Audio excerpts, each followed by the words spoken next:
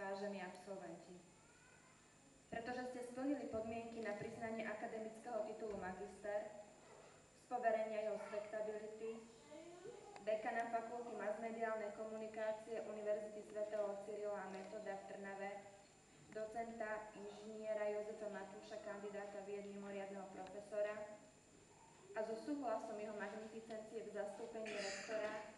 docenta, doktora Jána Danika, kandidáta vied,